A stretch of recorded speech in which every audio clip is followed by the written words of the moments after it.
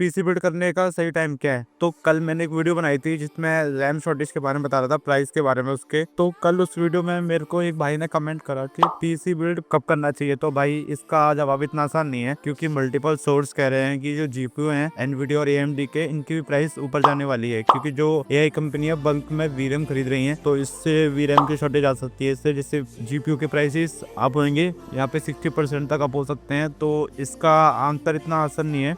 आप पे डिपेंड करता है कि आप 10-15 हज़ार दे के रैम थोड़ा महंगे में खरीद सकते हो, या आगे जाके जीपीयू सीधे महंगे खरीद सकते हो। तो आगे ऐसा भी नहीं है कि जरूरी है बढ़ेगा, तो टाइम मैटर्स है ओनली, क्या हो सकता है आगे। तो आपके ऊपर है, ये कुछ जरूरत है अभी पीसी की तो कर सकते हो आप, कोई टेंशन नहीं है, क्योंकि अभी 10-15 हज़ार ज्यादा देने पड़ रहे हैं, आगे जाके 20 से 30 हज़ार देने पड़ेंगे।